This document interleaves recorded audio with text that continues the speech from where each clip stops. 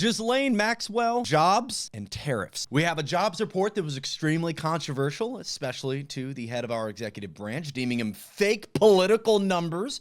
We have tariffs, which have been in conversation since the campaign efforts of Donald J. Trump. And we've seen from February to April the drama of what they would be. And from April now to August, we have some of these tariffs officially coming to fruition. Let's talk about what it means for our economy and the housing market. And of course, we're not going to shut up about Donald Trump and Jeffrey Epstein. We'll have some updates specifically around Ghislaine Maxwell's treatment. Let's walk into our first article, though, as I show you a couple of the things we're going to be talking about. Number one, like I said, tariffs. Some areas like China and Russia, still a little controversial, still dramatic, because we haven't come to an agreement on what it's actually going to be.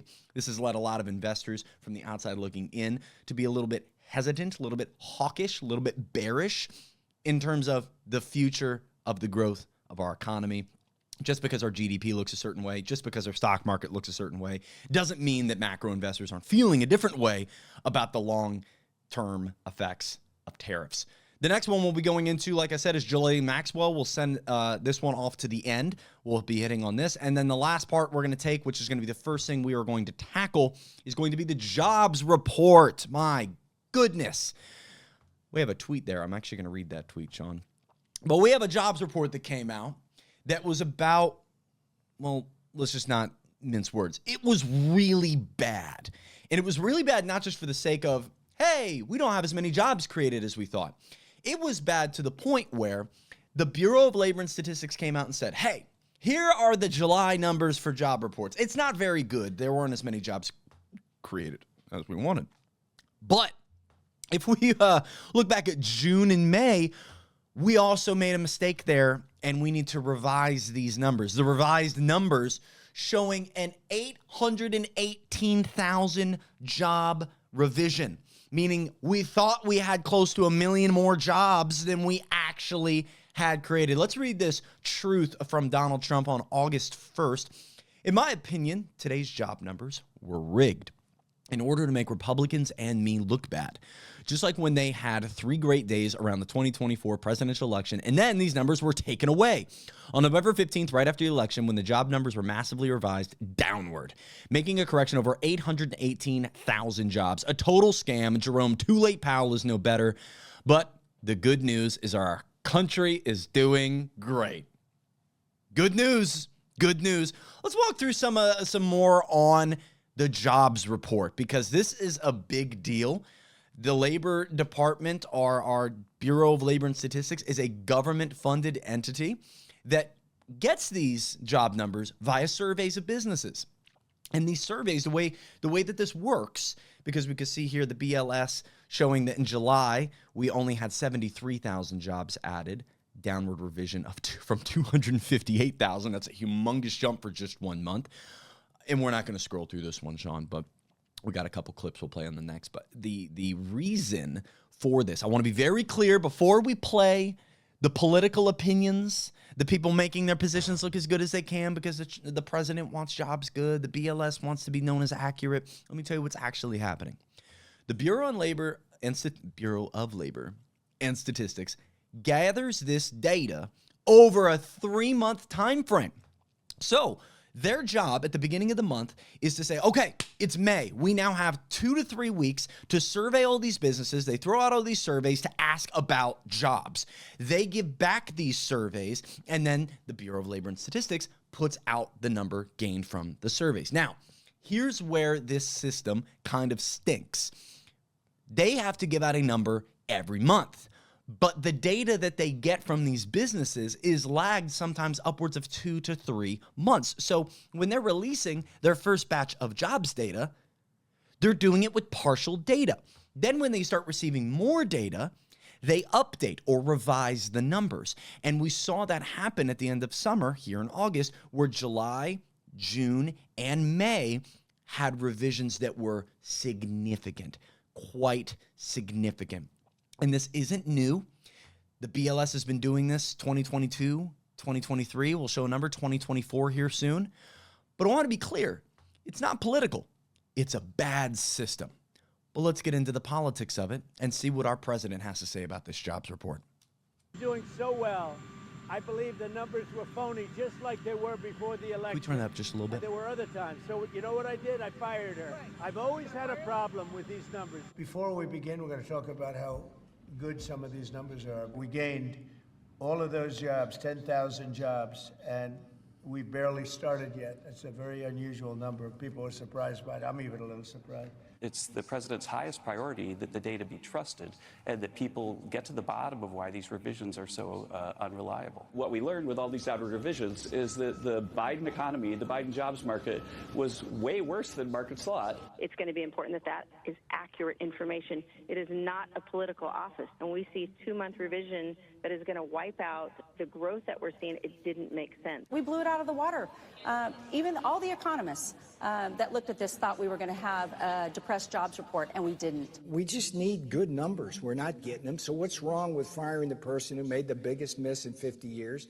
And for the last 8 years, we've had evidence of partisanship and evidence of incompetence. The jobs report last Friday, Will, was very interesting because it indicated a significant fall in government employment, but a significant rise in both private sector and manufacturing. This is going to be the Trump golden age of prosperity.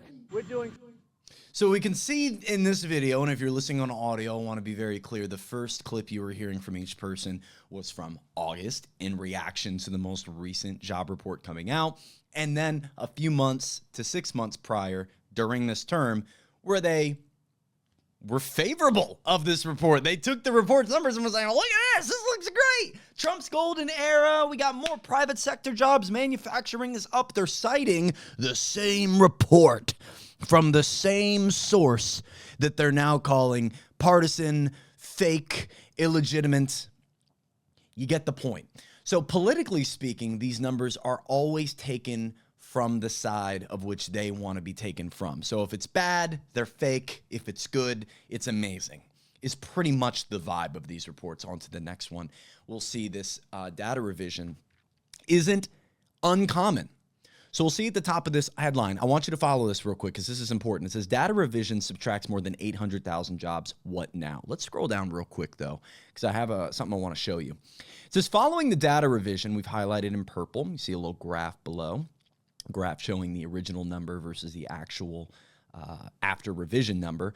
Blue being higher always, red being lower always, meaning they always report, at least since 2022, 2023, a higher number than what actually is happening. They end up revising it. And we'll see, following the data in purple, the revision that occurred August 21st, the BLS now thinks that only 2.1 million payroll jobs were created during that year for the entire year, which is 800,000 fewer jobs. This article is from 2024. Biden, 2023. Biden. This is not political. This is a bad system. The BLS commissioner has nothing to do with these numbers being generated. It is a completely locked-in system of the people working at the BLS, surveying the homeowners, getting the data, and when the lag data comes in from businesses, they update it. It is a poor system that should have real-time API, real-time analytics connected to it, and it doesn't. It doesn't. And this has nothing to do with who gets put into the commissioner position. Whoever Trump's going to put into the commissioner position now has nothing to do with that.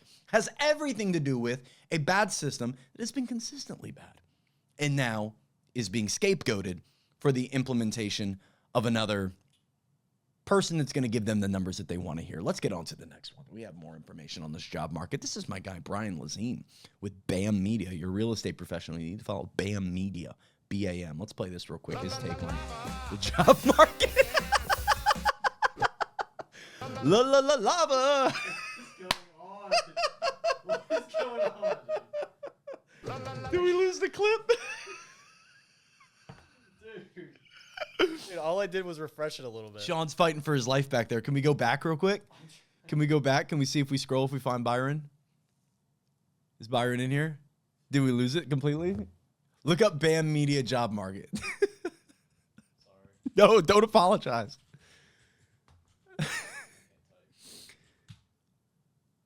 We lost our there we go. The application. Yep. No, that's a different one. That's a different one too. Oh, man, looks like we lost. I was trying to. Oh, there we go. Somebody that's out there. Nope. We lost it. Maybe, if you want, I can look for it while we're going. We'll look for it. Let's go on to the next clip as we're waiting for it. As my guy Byron Lazine, you should still follow him. Now, this is Jerome Powell on the labor market. Jerome Powell, if you're unaware, the current chairman of the Federal Reserve, appointed during the first term by Donald Trump, 2017. And here we have his take from July, the last meeting, on the jobs report. Now, in July, June, May, and April, I have listened to this man talk about the job market being weak, having signs of the underbelly not being as strong as we thought it was going to be. And I want you to hear from the horse's mouth his thoughts on the job market. Of course, we're going to move into tariffs. We'll hear his opinion on tariffs again here soon. Let's hear about the job market straight from the chairman of the Federal Reserve. Hi, Mr. Chairman. Neil Irwin with Axios. This morning we got a GDP report in which final domestic private purchases decelerated, slowest pace since 22. There was a weakness in the interest-sensitive sectors and residential investment, commercial structures. Are those not signs that monetary policy is a little too restrictive right now, given current economic conditions? So the GDP and PDFP numbers came in pretty much right where we expected them to come in. You got to look at the whole picture. So certainly, as I mentioned in my opening remarks, economic activity data, GDP, private domestic final purchases, which we think is a narrower but better signal for future, for where the economy is going, has come down to a little better than 1%, 1.2%, I think, in the case of GDP for the first half, whereas it was 2.5% last year. So that has certainly come down. But if you look at the labor market, what you see is, by many, many statistics, the labor market is kind of still in balance. It's things like quits, job openings, and let alone the unemployment rate. They're all by many measures, very similar to where they were a year ago. So you do not see weakening in the labor market. You do see a slowing in job creation, but also a slowing in the supply of workers. So you've got a labor market that's in balance, albeit partially because both demand and supply for workers is coming down at the same pace, and that's why the unemployment rate has remained roughly stable, which is why I said we do see downside risk in the labor market. I mean, our two mandate variables, right, are inflation and maximum employment, stable prices and maximum employment, not so much growth. So the labor market looks solid. Inflation is above target, and even if you look through the tariff effects, we think it's still a bit above target, and that's why our stance is where it is. But as I mentioned, downside risks to the labor market are certainly apparent. So downside risks to the job market apparent. If you didn't catch what he meant by there, real quick, we can go full screen. He mentioned the supply and the demand of labor are both going down at the same time. So let's think about this in some other term. Let's talk about this Alani. All right, if 20 people want to buy this Alani and everybody is willing to pay the price of $3 and all 20 sell, you have a high demand product. You sold out, which means you could up the price if you wanted to, maybe $3.50, $4. But maybe now of those 20 people, only 16 buy it, only 14 buy it. And you could keep doing this until you get to a point where nobody's going to buy it, and now you have to lower the price to reignite the demand. Now, in a scenario where we have demand and supply dropping at the same time, we're in a world where nothing's going to actually change. And here's why. Let's move it to housing. If there's 5 people that want to buy a house and there's 5 houses available, we are in balance.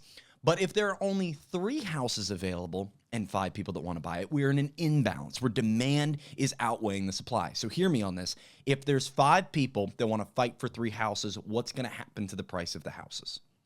The price of the houses are going to go up. Let's do the opposite. If there are 10 houses for 3 people that want to buy them, what's going to happen to the price of the houses? The price of the houses are more than likely going to get suppressed downward, more negotiating power for the buyers because there's a higher supply than there is for the demand. Now, when we talk about supply and demand going both down at the same time, the price doesn't change. Why? Because if we only have 2 houses available, but there's only 2 buyers, well, even though there's less homes and less buyers, nothing really changes because the supply and demand is still level, still balanced. Now, in the job market, of course, we're not talking about supply and demand of pricing and products. We're talking about people and their labor. And what's happening right now is we simultaneously have people leaving the country, being deported from the country, being threatened to be deported from the country at the least. Their job's probably not the biggest concern they have on their brain right now as ICE is knocking at the door. We have a lowering in the amount of workers in America. Simultaneously, we have a lesser need for jobs. Job creation's going down. We see these numbers. Jerome just talked about it. So if jobs aren't being created at a high level and we don't have as many workers, what happens to the job market? Well, theoretically, as of right now, according to Jerome Powell, it remains in balance. Now, there is the thought of what if the job market continues to get bad, as I do believe we're going to continue to see worse and worse job market numbers come out over these next 2 quarters as we finish the year. What happens when that happens? Well, that's a whole nother conversation, and we don't want to speculate. But right now, as we sit, the job market is quote-unquote balanced because even though we're losing jobs, we're also losing workers. That's what he means by that. Let's continue on through the jobs report. This was dramatic because we went and fired somebody. Oh, we found it. I found it. We Yep. found it. It's Byron. We'll play this, but the job market's a big deal, obviously, because it's the baseline spine of our work labor economy, where the production that gets created, the productivity that's found in America is based off the production level of the working class individuals, the laborers for these companies. So it's a very big deal to focus on the job market, and that's why the job report coming out was not only a big worry for many people, it was, at least for me, a bigger worry that the person who delivered the information was shot. We shot the messenger, and this doesn't seem like great policy. Byron, what do you think, friend? Job market will weaken. He said this 12 times. If he didn't say it 12 times, he said it 20 times. Job market will weaken. When the job market weakens, he was talking about it as if it was baked in the cake, as if it's a foregone conclusion that there is going to be disruption in the job market. So that tells me we're going to see some layoffs. Job market. And I agree. Baked into the cake is probably a really good way of putting it. That we're already seeing the effects today of what's going to happen in the future months.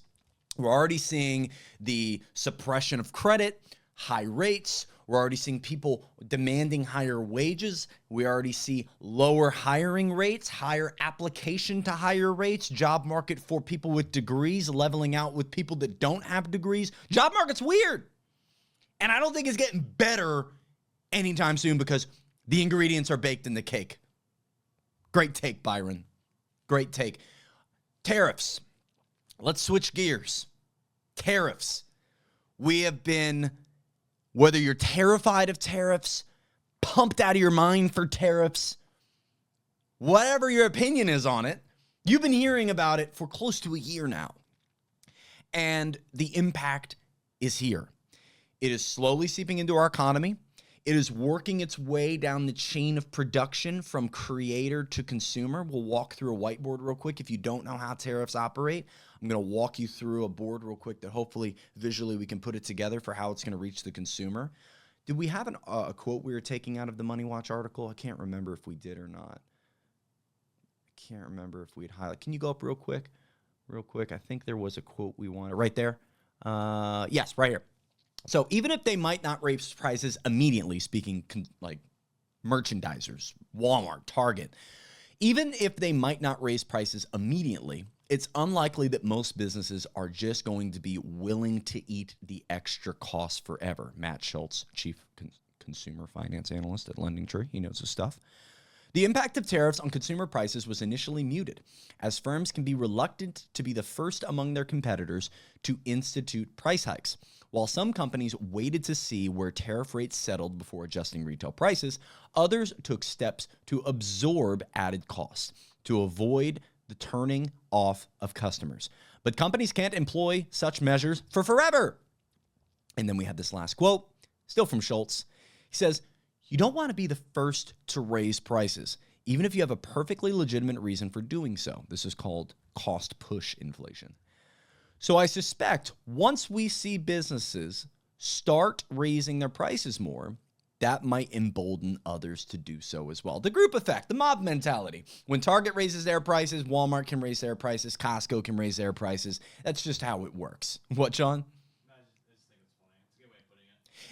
They won't do it because the consumer will be mad. And so when someone else bites the bullet first, like, oh, Michelin raised the price on their tires, great. Now Goodyear can raise the price on their tires to match the market. Nobody wants to be the first person to step out and do it. Let's bring up the next tariff article, and then I'll bring up this whiteboard, because this is where I think we'll bring this whiteboard up first, actually, because this is how tariffs are affecting housing. It's legitimate. National Association of Homebuilders has been adamant about it since the beginning of the term, wrote up a whole letter. But let me explain how tariffs work real quick. Let me bring up this whiteboard. Can we see the whiteboard? Are we good on the? There we go. Let me angle it a little bit. There we go. Let's angle her. Okay. Let me scoot my mic over a little bit. This way. So this is the chain that is followed for tariffs. Now, if you know nothing about tariffs, I want to let you know right here at this dotted line, this is where tariffs take effect. Okay, so there's 6 different potential stages a product can go through before it gets into your hands. It's going to go through the manufacturer. They're going to create it. The exporter, they're sending it. Then the importer, they're taking it into the country. The distributor, also sometimes known as a wholesaler, or sometimes they're taking in a part that they're putting into a whole piece of a product, multiple parts. Then the retailer gets it. This is Walmart, Target.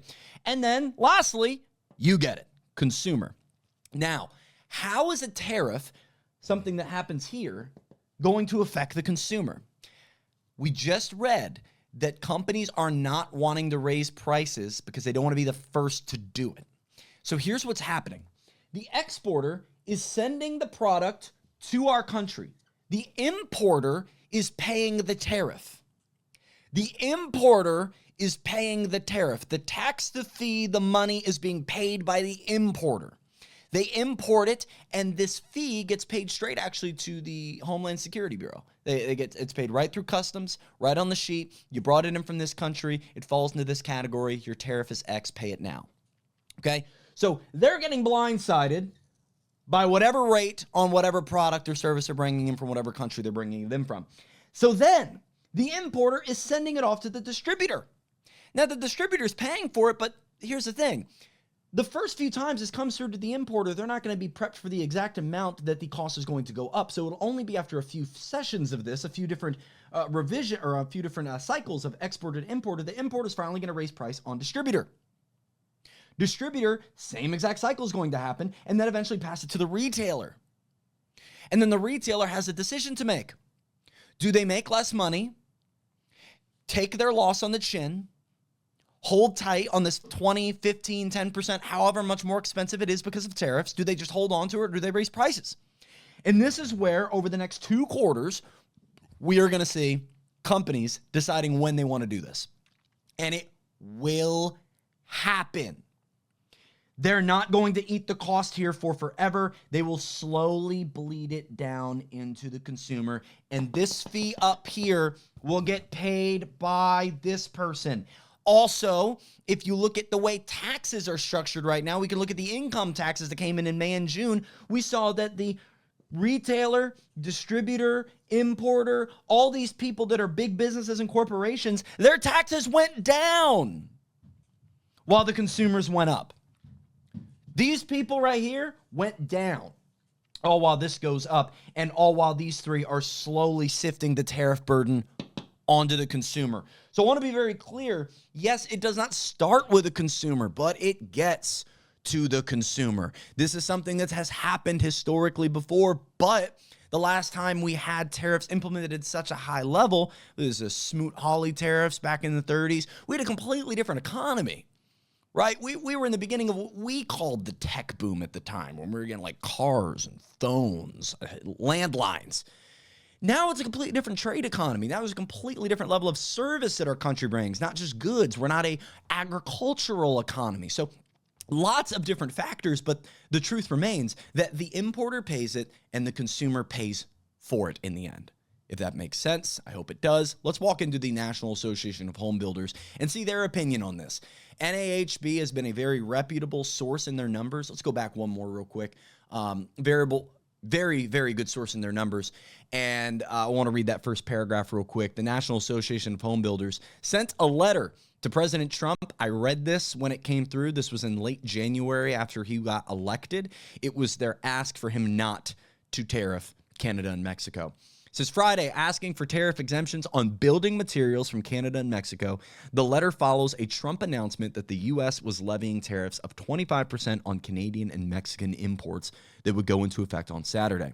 Now, of course, they didn't go into effect on Saturday. It took a little while until we got a firm number on what Canada is paying. I think that's still kind of up in the air. But what's not up in the air is that the North American Free Trade Agreement, which at one point withheld tariffs from being placed on things like softwood lumber or concrete and appliances out of Mexico, is no longer in play. So the National Association of Home Builders penned this letter. Let's bring up the letter real quick. On all things, I'll go right into the second paragraph because it gets into some of the items that we're going to be talking about. Second paragraph says, in a letter to Donald Trump from the NAHB, an ongoing challenge facing home builders is the cost and availability of building materials. Since January 2021, inputs to residential construction saw prices increase just over 30%. Our sector relies heavily on a diverse and cost-efficient supply chain for building materials such as lumber, steel, gypsum, and aluminum. If you're unfamiliar with what gypsum is, by the way, it's not what a gypsy uses. It is what's used in drywall and sheetrock. So that's very important. While home building is an inherently domestic process, builders rely on components produced abroad, with Canada and Mexico representing nearly 25% of the building material imports. That's huge. Let's go to the next tab real quick, because from the NAHB, let's go to the next one real quick. We'll walk into the next. Oh, wait, I thought we had that graphic. Where's our graphic? Did we lose it? The full home graphic? I'll read. Yeah, there we go. Awesome. Sean's killing it back there, by the way. Big shout out to Sean. Had to find the video that disappeared after we got the lava chicken medley. Trump's tariffs estimated to increase building costs by 5%, and this graphic does a great job of showing where it's going to come from. Trim, framing, electrical features, appliances, plumbing, drywall and plaster, custom cabinetry. These items that come from Mexico, these items that come from Canada, even China, parts that go into these things. When we saw tariffs increase for washers back during Trump's first term, we saw dryers go up too. Why? Because companies can. Once they bite the bullet, everyone else bites the bullet and prices go up, even on items that aren't tariffed.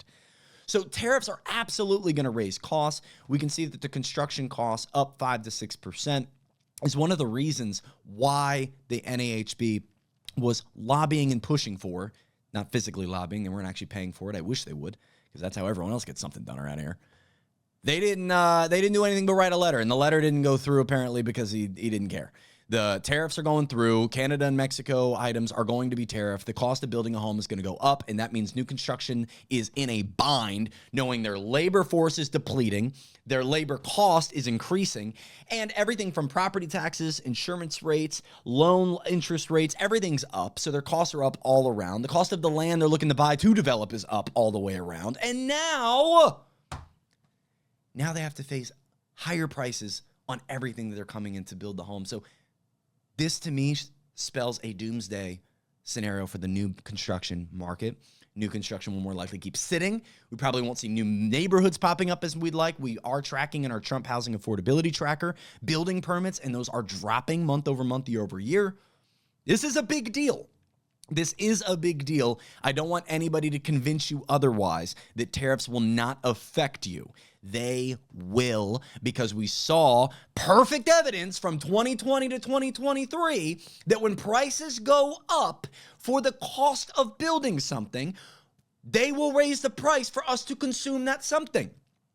And when the cost to build that something that they've already raised the price on for us to buy, when the price to build it goes down and now they can build it for a lower price, they don't. They still sell it for the higher price. Why? Because the market has accepted the price. And now from 2021 to 2022 to 2023, we saw D.R. Horton, KB Homes, K. Hovnanian, Pulte Group, all these different builders record record profits. In a market where people are struggling to find affordable housing, new construction companies are getting record amounts of revenue into their system. Why? Cost push inflation pushed the price up, then the cost push inflation went away, but guess what happened? Now we have demand pull inflation, keeping the prices high. Tariffs will increase home costs. Next. This is Mr. Jerome Powell. We're going to listen to him again. I think this is one of the better explanations on how tariffs are slowly working their way into our system. I love the top comment. It's so refreshing to actually be able to follow what someone is saying.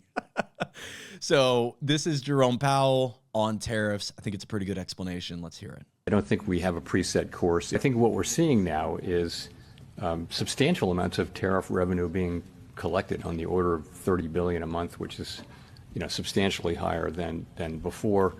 And the evidence seems to be mostly not paid only to a small extent through exporters lowering their price, and companies or retailers, sort of people who are upstream, institutions that are upstream from the consumer, are paying most of this for now. It's starting to show up in consumer prices, as you know, in the June report. We expect to see more of that. And we know from surveys that companies feel that they have every intention of putting this through to the consumer, but the truth is they may not be able to in many cases. So I think we're just going to have to watch and learn empirically how much of this and over what period of time. I think we've learned that the process will probably be slower than expected at the beginning, but we never expected it to be fast. And we think we have a long way to go to really understand exactly how it will be. So there you go. Consumers aren't eating the price right now. Right now. It's going to be a long process. He doesn't say months or quarters or weeks. It's going to be a long process. I see a world where it's going to be a couple quarters.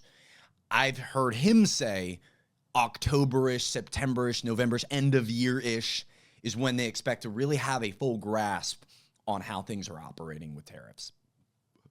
But right now, the tariffs are just now entering the system of products reaching our pockets little by little, starting with the exporter to importer relationship and working its way down through the retailer to us. Now, let's move on to Trump. Now, this isn't specifically on tariffs, but this has everything to do with costs. This is something for me, by the way, this is a Instagram channel called Real News No Bullshit. I really enjoy it. It plays full clips. They give vivid descriptions on what's going on and sources to find it. I think it's a really good place to get information, and they don't mince words either. This is on cost of goods, fuel, and grocery prices. I will say the cost of gasoline is down 8% year over year, up 0.1% month over month from July. And everything else that he talks about, from food to clothing, housing, cars, it's all up. It's all up. You can look at the CPI index to look line by line to see everything going up. And gas itself, I believe national average is somewhere in the $2.90-ish range, with most states still seeing above $3, but lower than last year. But let's hear Trump's take on the fake news networks on costs. And they say costs are up. No, costs are down. Gasoline is down. It's going to soon, I believe, be less than $2 a gallon. It's around $2.40 right now. Many places, other than California, where they tax you out of business, but and a couple of others. But gasoline is way down. The price of groceries are down. How about eggs? When I first came here, my first week, the press hit me very hard on eggs. Eggs had quadrupled or something. I said, I didn't know about it. Give me a chance. I've just been here for 4 days. Well, eggs are down. Everything's down. Price is down. The only thing that's up is stock prices. That's really up, and that's through the roof. The stock market has been hitting all-time records, all-time highs. Last week it was announced that our economy grew at levels that we haven't seen in a long time, but the real levels of growth are going to be judged in a year from now when you start seeing some of these incredible plants because we have car plants opening. They're coming in from Canada, from Mexico, and from all over the world. And they're coming in because they like the way the election worked out, but they also like the fact that they don't want to pay tariffs. And the tariffs, I think, will be we're taking in hundreds of billions of dollars in tariffs. Fake news network. Okay. So just to be very clear, we've taken in $30 billion from tariffs, not hundreds of billions.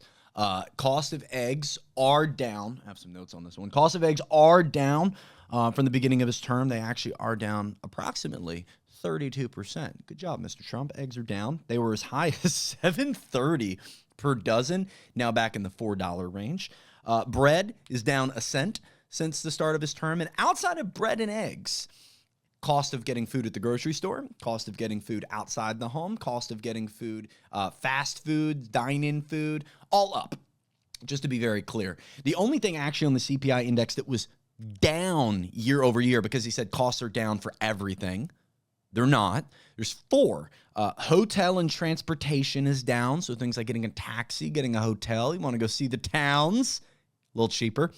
Airplane travel, airlines. So you ready to just leave and go find somewhere else to live? You want to go on a vacation? Great. Airplanes. And gasoline and oil.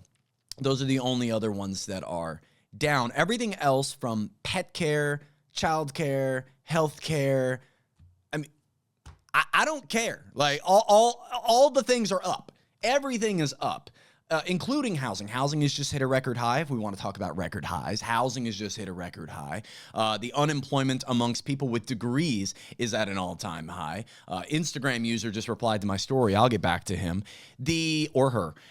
The use of these all-encompassing adjectives like everything is up, wow, record highs. Can I tell you about the stock market real quick? Do you know which president experienced at the time a record high stock market? Like, think of this. How many presidents, let's say since Clinton, how many presidents since Clinton have experienced during their term a record high stock market? Take a guess. Got Clinton, got Bush, got Obama. I'm going to tell you, every single one of them. Every single one of them. The stock market hits record highs all the time because of stock buybacks, because of inflated markets, because of right now the S&P 500 is being anchored by the S&P 10. The top 10 companies are making all of the money. The S&P 490, I wish I had that one up. I should have gotten that graphic. The S&P 490 is negative. They're not performing well. The economy as a whole is so top-weighted, from the stock market to asset allocation to investment opportunity to net worth. Everything is so jaded to the top. Everything is so jaded to the top.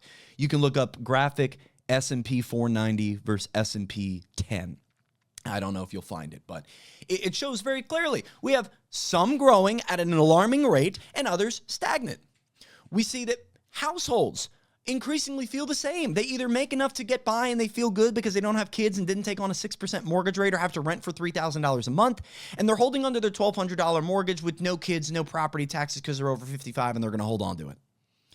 We're not in a world right now where everything cost-wise is going down, and I cannot stand listening to somebody continue to talk about this with no statistical backing of it. Also, gasoline isn't really something that we control too heavily in pricing unless we increase our crude oil production here locally. Like, we get most of the influence on our gallon of gas prices from the cost of a barrel of oil, which largely revolves around the petroleum producing countries in the Middle East and our relationship and the current supply demand of oil there. So, let's be honest, not a lot domestically that we have control over is down in price. Also, I wanted to add, the price of eggs were not, like, Trump had nothing to do with that. That was because of bird flu. Prices were up because of that, and it went down because bird flu subsided. Bird flu. Okay, I did not know that. So we're saying bird flu 2024, that was a big reason? Yeah. I do remember the bird flu going around, but I didn't remember quite exactly why. And to back up what you're saying, Sean, there isn't actually anything executively that was done or anything I could track that, hey, Trump or administration did X and that led the prices going down for eggs. So without even looking at the numbers, I would be inclined to completely agree with you there that it wasn't really his doing, which a lot isn't. The president doesn't have full control over everything. It's funny that he's taking credit for. But it's exactly. But he takes credit for it every time it happens. Yes, absolutely. So like when gasoline's going down, take it with the grain of salt that we don't really have too much control over that. And when he's saying we're going to have hundreds of billions flowing into our economy, understand who's paying those hundreds of billions. It's you. It's all of us. All right? Just to be very, very clear. Ah, it's our graph. Great job, brother. So we can zoom in just a little bit so everyone can see. Oh, there we go. It didn't really do. Oh, there we go. So did you know that the biggest 10 companies from the S&P 500 are the biggest catsalator? What's that word? Cat solicitor? New word unlocked. Of wealth while pulling away from the rest of the pack. So the red line are the top 10 companies in the S&P 500. The blue line exclude the top 10. Look at this. Look at this. This is showing you right here how the billionaires are winning, how the wealthy of the wealthy are winning, and how the talking about our economy, or specifically not our economy, our stock market, is a very blanket term to talk about when in reality, it is not in a balanced form right now. If you don't know what the S&P 500 is, it's made up of the top 500 companies financially in our country that trade publicly on the New York Stock Exchange. These are the top, and it flows. If someone falls out of the 500, someone else flows into it. So it's always a great group of 500 companies. To think that 490 of them are just getting by should send up red flags, but instead we keep just bragging about it. That's why I like this graph, and I think you should take this into your brain and lock it in. What's our next tab? Are we still talking tariffs? Oh, gas prices. He said California and a few others were the only ones that weren't in that $2 range, and that California was probably the only one above it. I just want to show Delaware. Delaware's over $3. Florida's over $3. Georgia. What the heck's going on in Hawaii? I guess it has to do with just importing it in to Hawaii in some way, shape, or form, the cost going up. But regardless, most states not seeing $2 gas prices, I'd say, if any, seeing $2 gas prices, and again, not something that we have a lot of control over. Let's get into Epstein. This was a recent Oval Office meeting. This was with Mr. Tim Cook, who during his first term, he famously called Tim Apple, CEO of Apple. Tim Cook handed over a gold-plated something or whatever, very, very, very expensive gold thing. And then in exchange for them not tariffing Apple's chips, Apple is giving money to the government. So pretty much Apple's giving money to the government. In exchange, government doesn't tariff them. Here's a gift. It was pretty much a live recorded grift, but this was a 51-second question and answer given by President Trump and J.D. Vance on an apparent meeting that was happening that night around Epstein. Now, of course, like many conspiracy theories, history usually brings the answers, and so we might have to wait a little bit to see if this meeting was legitimate. But Trump and Vance call bullshit. Both very good. Mr. President. The two Kevins, very good. Mr. President, is Vice President Vance hosting a gathering this evening to talk about how to respond to the Epstein situation? Is he working on what? Is he hosting some kind of gathering of top advisors this evening to talk about how to respond to the Epstein situation? I don't know. I could ask you that question. I don't know of it, but I think here's the man right here. I saw it reported today, and it's completely fake news. We're not meeting to talk about the Epstein situation, and I think the reporter who reported it needs to get better sources. Look, the whole thing is a hoax. It's put out by the Democrats because we've had the most successful 6 months in the history of our country, and that's just a way of trying to divert attention to something that's total bullshit. Okay? Yeah, please. It's not the Democrats. It's everybody that wants the child sex ring shut down. Am I alone on that? I consider myself to be pretty conservative at the end of the day. I'm not super on a wing. It's like two wings of the same stupid bird. We want victims to get justice. We want perpetrators to have their faces beaten in. We want the people involved in creating this nightmare for what we think to be at least hundreds of young girls and boys being trafficked to islands and other countries to be molested by billionaires, and we don't know a single one of them. And you think that because the economy's doing well, that this is a distraction from all the winning. No.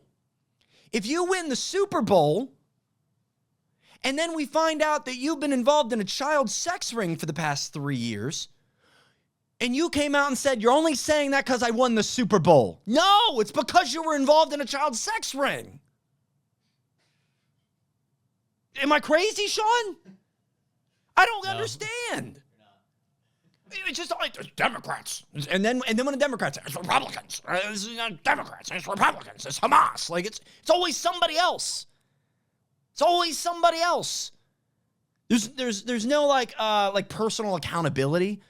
And at the very least, there's no awareness as to who and why we want this brought to light. It has nothing to do with the economy. If the economy was doing poorly, they'd probably be demanding it even more.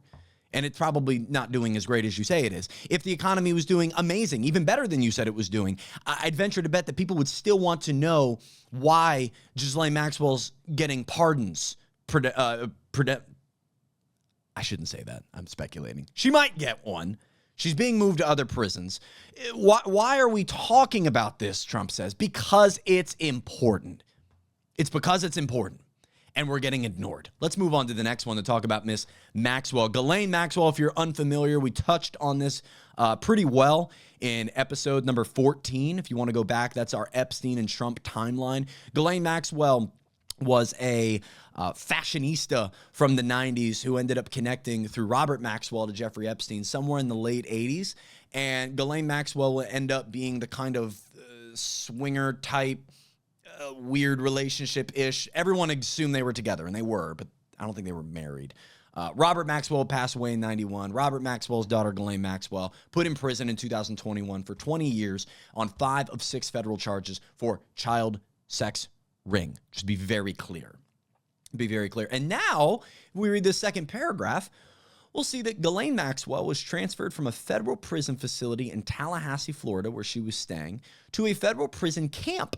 Aw, she gets to go to camp in Texas. Her attorney previously told Fox News Digital neither the Bureau of Prisons nor Maxwell's attorney gave a reason for the move. I mean, she can do yoga. Now she gets to go and have little meetings. Oh, there we go. The prison primarily houses white-collar criminals convicted for non-violent crimes. I would consider her crime to be white-collar. That's fair. Non-violent? No. It was very violent and traumatic. The move sparked criticism from the family of Virginia Giuffre, who said in a statement to Fox News that they opposed the treatment that Maxwell has been given. I love that Fox isn't actually giving a quote and just giving that little line. She's getting moved. This came after the head Department of Justice went down and had an interview with her. This man, also former private attorney for Donald Trump, represented him during his impeachment trial, is the one having secret meetings and facilitating the transition from prison to prison of Ghislaine Maxwell. And why Ghislaine Maxwell should be trusted is the part that's kind of beyond me. And in this next clip, real quick, article, we'll see that there's no real reason that we should be trusting this woman. We'll go to the next tab real quick. Yeah, accuser speaks out, wants to see Ghislaine Maxwell stay behind bars.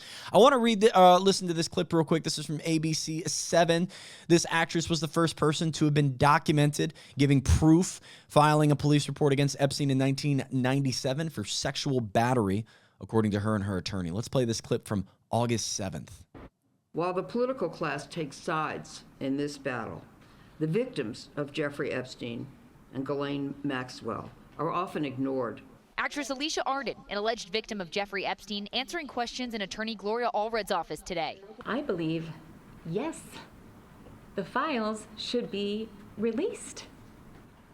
I'm tired of the government saying that they want to release them. So please just do it. The Baywatch actress is the first person to have documented proof that she filed a police report against Epstein in 1997 of sexual battery, according to Allred. As detailed in the report, Arden met Epstein at the Shutters Hotel in Santa Monica, thinking it was a modeling interview for Victoria's Secret. She says Epstein told her to undress, saying he pulled her blouse and skirt up, groping her buttocks while saying, quote, "Let me manhandle you for a second." This press conference comes on the heels of 2 days of interviews conducted by the Department of Justice with Epstein's co-conspirator, Ghislaine Maxwell. The release of that 9-hour transcript now being debated by the Trump administration. I would like to know what the U.S. Deputy Attorney General, Todd Blanche, asked her and what she actually said to him. In that interview, Maxwell told the DOJ President Trump never did anything concerning around her, according to ABC News. President Trump has noted to the press that he has the power to pardon Maxwell if he wants to. Should Miss Maxwell be pardoned? No, Ghislaine Maxwell should not be pardoned. She was convicted of sex trafficking of children. Maxwell is currently facing a 20-year prison sentence, but last week was transferred from federal prison to a minimum security women's camp in Texas. Good Lord. You heard the victim there. I don't even want to add anything to it. You heard the emotion in her voice. And Sean, I think to the clip that we just did last time we were going through the Epstein Trump last week, where we had Kevin O'Leary, billionaire, Shark Tank guy, bald, Mr. Wonderful. Oh, the victims don't want this talked about. They don't want it released. You should hear them talk about it. No, I've never heard one of the victims say they don't want this released, that they don't want justice, that they don't want to continue the conversation, that they don't want to see Ghislaine behind bars forever, and that the Epstein list and files get released. And this is just another example of that we're being told that, oh, victims don't want to be brought back to the light. No, victims want justice. Justice for Epstein and Maxwell. But it's very clear, and we're going to end here in the next 10 minutes as we're about to record a awesome interview with 3 huge pundits in the private equity space. So we'll have to cut this one, but this is happening right now. I need you to keep your ears up. The right-wing media is pushing Ghislaine as a victim. They are beginning the story arc of convincing you that she is worth feeling bad for, that she is worth your empathy. She's not. She is a convicted child sex trafficker who facilitated an international ring of billionaires being able to bring in young children for sex. Okay? She shouldn't be at the girls' camp right now in Texas knitting and doing yoga. She should be in prison, and she should stay there for the rest of her life. The thought of a pardon, if you even brought that up just a year ago, would sound obnoxious. But now we slowly have voters beginning to feel empathy for this woman, and I believe it's setting up for a world where she does receive a pardon of some kind or does receive immunity of some kind in exchange for not bringing up the name of Donald J. Trump and the other constituents. By the way, we heard Victoria's Secret mentioned in the last video. Shout out Lex Wessner. We love Lex Wessner and his shitty self. Let's move forward. We got to get through some more clips, and then we'll be finishing up. We have some other items to talk about, and specifically this one. This is the MAGA bases being primed for Ghislaine Maxwell's pardon. Let's listen to this Newsmax clip. He pled guilty to that horrible, sick stuff, but that doesn't mean that Ghislaine Maxwell is guilty, and there is a hell of a lot of evidence out there that she's innocent, and a hell of a lot of evidence that they railroaded her. Part of a deep state media hysterical plot. And I don't like it. And I don't care if it's unpopular.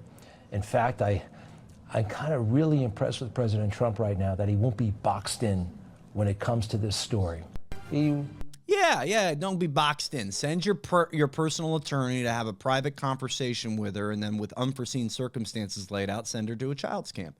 That's fair. Send her from prison to girls' camp and give no reason for it. And also, by the way, the same exact people that were involved in the original Epstein cases served within your cabinet, served within your first cabinet. These people are deeply connected every which way and sideways. And we're going to start talking about how she's being railroaded and it's just this deep conspiracy plot? Why is everything a conspiracy?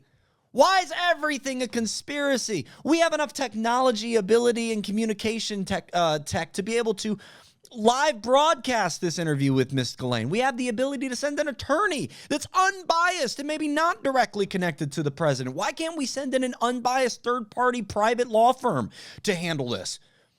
Because it has to be handled from the top, because the information has to be controlled. And you can't convince me otherwise, because once again, my number one piece of evidence for all of this is if Trump wants to do what he wants to do, solve the economy, get world peace, stop all the wars, do everything he promised he was going to do for our country, release the list. Release it.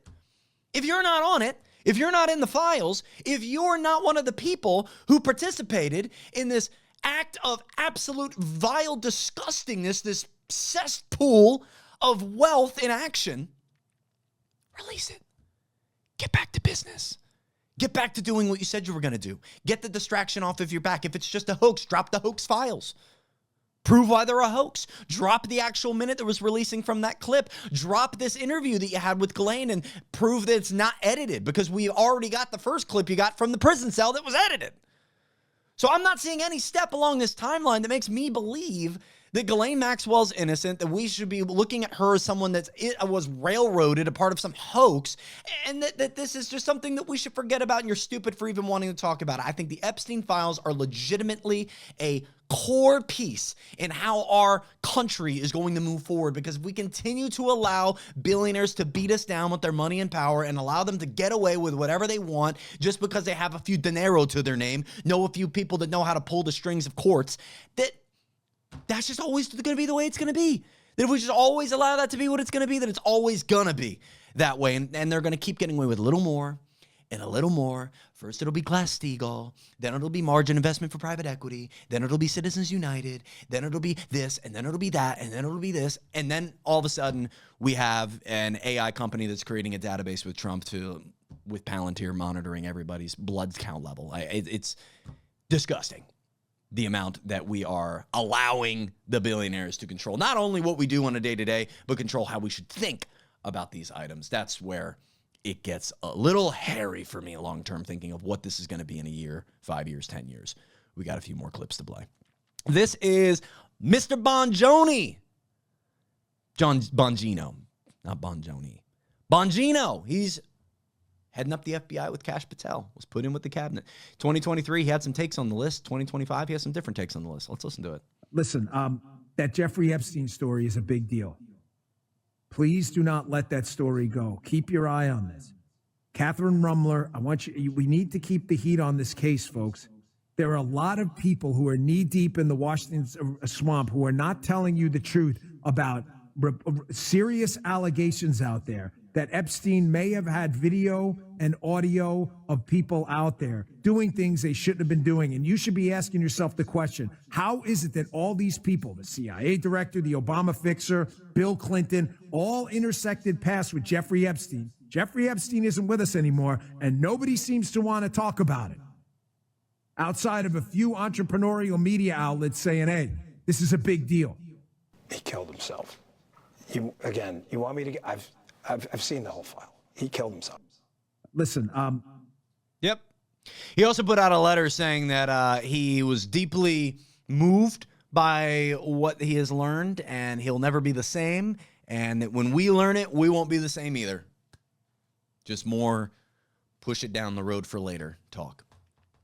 And then here is somebody that we've listened to a couple times now. I think we've listened to this exact speech, but this is a different segment of it from Tucker Carlson. July 11th at Turning Point, which was Charlie Kirk's, I think. Charlie Kirk must have not felt super comfortable backstage when he was doing this. Let's listen to Mr. Tucker. And I think the real answer is Jeffrey Epstein was working on behalf of intel services, probably not American. And we have every right to ask, on whose behalf was he working? How does a guy go from being a math teacher at the Dalton School in the late 70s with no college degree to having multiple airplanes, a private island, and the largest residential house in Manhattan? Where did all the money come from? Extremely obvious to anyone who watches that this guy had direct connections to a foreign government. Through Robert Now, no Maxwell. one's allowed to say that that foreign government is Israel because we have been somehow cowed into thinking that that's naughty. What is this? You have the former Israeli prime minister living in your house. You have had all this contact with the foreign government. Were you working on behalf of Mossad? Were you running a blackmail operation on behalf of a foreign government? And of course, that question has been asked to the government of Israel, and their answer is, we're not going to tell you. And I think our answer should be, no. As long as we're sending you money, if you were committing crimes on our soil, we have an absolute right to know, did you do this or not? And yet everybody has been so brainwashed into thinking that's somehow an expression of hate or bigotry, when it's not. It's a baseline question that every U.S. citizen has a right to an answer on. I can't say I agree with everything that Mr. Tucker Carlson says, but that speech as a whole, you could tattoo on me. He made some great points about housing, the economy, and Epstein. We have a right to an answer. As a free country, we have a right to an answer. That's pretty much it. Just a legitimate, not left wing, not right wing, just straight down the middle, neutral answer. Here's a clip from Donald Trump. We went through a lot of clips in episode 15 on Epstein and Trump, 14 on episode on him and Trump, but this is one that we found we hadn't seen before. We would have played it on that one. We are going to do a part 2 on that with more information. But here is a interview. I think that's, who's that? Is that, oh my gosh, I can't remember his name. Late night host, he retired. I think Kimmel took his place. No. Yeah. I'm not going to sit here and try to figure it out. I don't know. All right, let's play this clip. Tyson was greeted at his door at 1 o'clock in the morning by a woman. He then... Well, we don't need to go through the case again. It's ridiculous. The woman was dancing at 8 o'clock, and this guy's in jail for 6 years. I don't understand it. I think it's wrong. I think he but due process of law prevailed. So then I think you he had one of the worst defense lawyers I've ever seen. What you're saying is that celebrities maybe should be treated differently than lay people. And I say Mike should serve some time and everything else. But to keep a man, here's a woman that was dancing at his door at 1 o'clock in the morning. Dancing. We don't need to get into this. We don't need to get into this. But that's an important thing. Hey, don't get me hot, okay? You know I'm only kidding. I know. He wasn't only kidding. He Mike was getting Tyson fired up over that lame take from 1992 when Mike Tyson was accused and convicted of rape. And Trump's over here on live public television backing his actions. This is the part that kills me, because we know, admit to yourself, we know, look at me in the eye, we know you have a different filter amongst your people, your family, your close friends, your confidants than you do if you had a camera and a microphone in front of your face being streamed out to national audiences. This is his live television take. Hear me. This is what he says in the microphone. What is he thinking and saying when he's not being recorded? My goodness. We're advocating for misogyny left and right through the decades with any interview that's pulled from this man. And now when we bring up the fact that maybe that behavior has a legitimate reason and then we have a connection to it, all of a sudden we should not look at that. Don't look at that. The same guy that advocates for people that rape people to not be in jail because they're famous and because a woman was dancing or looking a certain way or at a house at a specific time that she deserved to be physically taken advantage of. That's the take Mr. Trump's giving on Letterman, David Letterman, on his show. I nailed it there at the end, Sean. And this is Rachel Maddow doing a lot of what we did 2 episodes ago, connecting Mr. Epstein to Mr. Trump. What happened to the lawyer who got Epstein his bizarrely lenient plea deal when he was first arrested on sex trafficking charges in Florida? What happened to the lawyer who got him that bizarrely lenient plea deal? Well, Trump hired him to be his own lawyer. What happened to the U.S. attorney who gave Jeffrey Epstein that bizarrely lenient plea deal? Trump put him in his cabinet in his first term. Well, who then prosecuted Epstein a second time when he was brought up on federal charges? That was the SDNY line prosecutor who Trump inexplicably fired last week. Who was in charge of the Department of Justice and the Bureau of Prisons when Epstein then killed himself in federal custody? President Donald Trump. Who bragged to a reporter about how much Epstein seemed to like women on the younger side? Who said Epstein was a lot of fun to be with? Who bragged that he was friends with Epstein for 15 years? Who flew on his plane at least 7 times? And who now says that everybody needs to stop talking about Jeffrey Epstein right now? Answers there are Donald Trump, Donald Trump, Donald Trump, Donald Trump, and Donald Trump. Is it going on any longer, or is that it? That might be it. All right. Do we have one more clip? I think we have one more, and then we'll finish out. No. Guys, Jerome Powell, big meeting coming up in Jackson Hole. It's their annual meeting where all the big bankers, all the big influencers go to the beautiful mountains of Jackson Hole, Wyoming, I think it is. Is that North Dakota? I think it's Jackson Hole, North Dakota. My brain was going Wyoming, but beautiful area regardless. That's where they're going to be more than likely giving us a forecast on rates for September. They have already said that they're more than likely going to touch on that. So we will be live streaming that here on the YouTube channel as well as other platforms. Guys, listen to me. Tariffs are here and they're not going away, and the consumer is going to get hit by them. The consumer is going to get hit by these. And in the meantime, companies are going to be paying a higher fee, more cost push inflation behind the scenes that is going to lead to lower wages, less job creation because they have less money.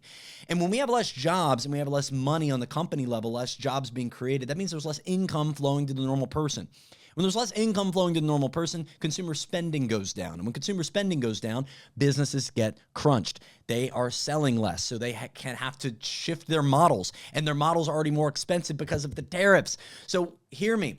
Whether they eat the cost or you eat the cost, the economy suffers because less jobs get created and less consumer spend happens because either they have less money or the items are too much more expensive.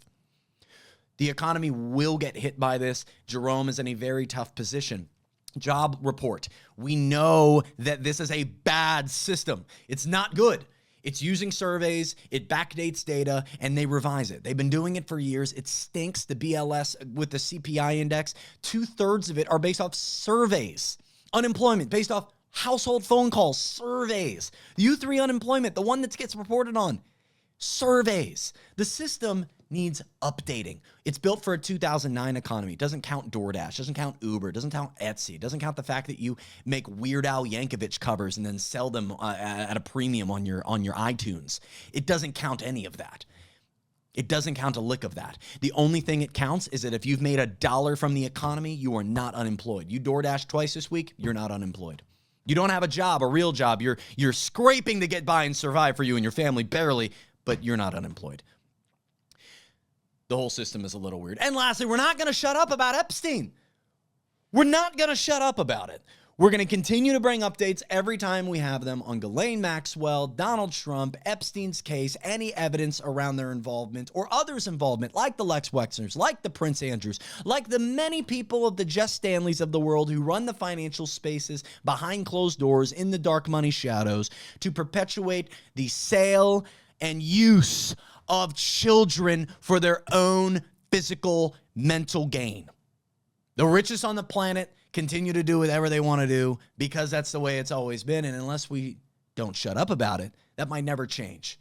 So we here at the very least are not going to shut up about it. And I hope you feel the same way. That has been episode number 16, and episode 17, I promise next week, is going to be a banger. We're bringing in James Lee, independent journalist extraordinaire. Joe Rogan said he was one of his favorite news sources. He's going to be on here, as well as Tiffany Ciance. She is a private equity expert and tracks and follows everything going on, even in Washington, D.C. multiple times with the likes of RFK and others, vouching for the fact that private equity has no place in our economy. And then we have Freddie Smith. Freddie Smith down in Florida, real estate expert and wealth gap voice. He has been making content now for the past 2 years, speaking to the fact that the housing affordability crisis is real. The American dream is being sifted out from the regular, everyday American. And we're going to have a lively conversation, all four of us, right here next week. Looking forward to seeing you there. Have a great one. Stay good.